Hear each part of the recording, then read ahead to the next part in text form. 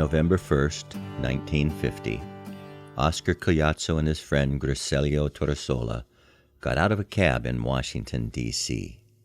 They wore new suits and looked like tourists as they walked near the Blair House, where President Harry Truman was living while the White House was being renovated. But they weren't tourists.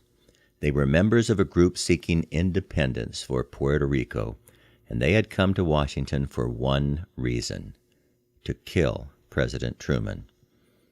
The Blair House was on a regular street and not well defended. There were just 2 guard booths outside the residence, and at 2:20 p.m., Collazo and Torresola made their move. Oscar Collazo approached White House police officer Donald Birdsell. Collazo took out his pistol and pulled the trigger, but the first shot misfired. His second shot hit Birdsell in the knee.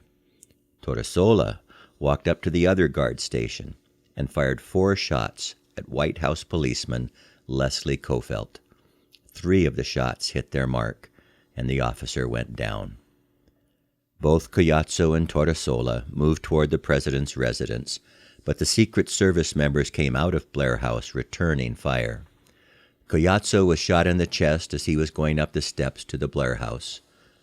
Wounded Officer Kofelt managed to steady himself and fire 1 shot that struck Torresola in the head, killing him instantly, and then Kofelt collapsed.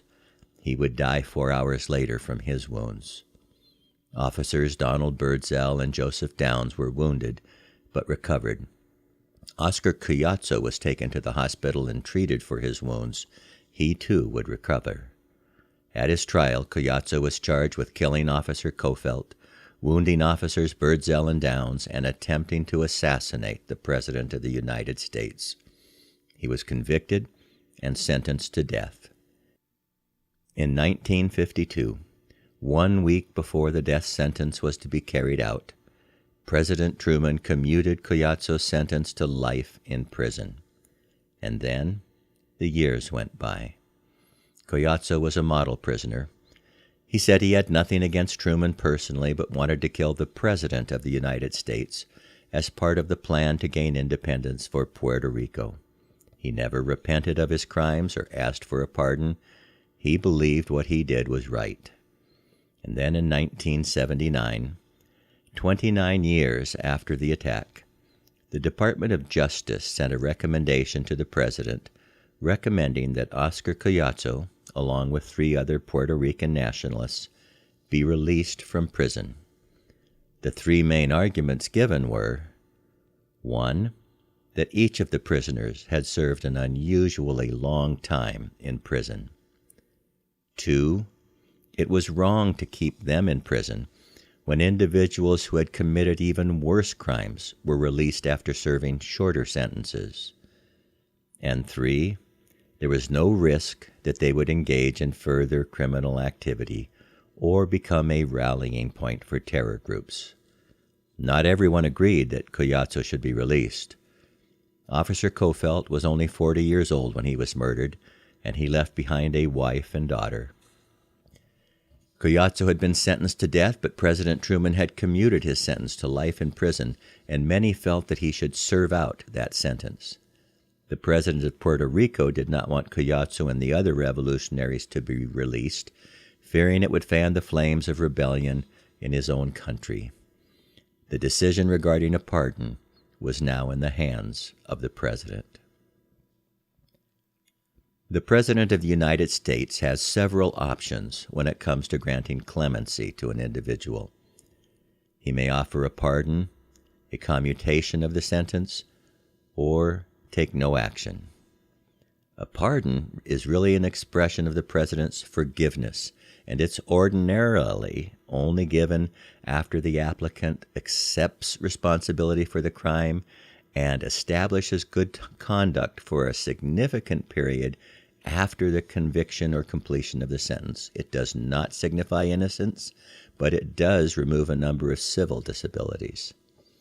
A commutation reduces a sentence, either totally or partially, one that is currently being served, but it does not change the fact of the conviction, imply innocence, or remove civil disabilities that apply to the convicted person. To do nothing or to deny the request means the president will take no interaction but let the justice system work out in its own way. Now, before I share what the president did in this case, I would like you to do something first. I would like you to decide what decision you would have made in this case. The goal is justice. Would you have granted the commutation the State Department recommended? Would you have granted a pardon? Would you have denied the recommendation and allowed the criminal justice system to carry on without your intervention? I would encourage you just press pause, write down your decision, and explain why you made that choice, and then come back, press play, and I'll tell you what the president did. On September 26, 1979, President Jimmy Carter commuted Oscar Collazo's life sentence to time served. That meant Collazo was a free man. He was released from prison and returned to Puerto Rico. He was considered a hero in the Puerto Rican independence movement and even received recognition by the Cuban president Fidel Castro. In 1994, 15 years after his release, Oscar Collazo passed away at the age of 80. Now, I'd like you to compare your decision with President Carter's decision. If it was a different decision, which one do you think was a better example of justice? If it was the same decision as President Carter took, do you feel justice was served? Justice is an important issue to God. It's something He commands His followers to do in their personal lives and something He holds nations accountable for. Isaiah spoke God's word to the people of Israel, and it's a good admonition for us today. Learn to do right. Seek justice. Defend the oppressed. Take up the cause of the fatherless. Plead the case of the widow.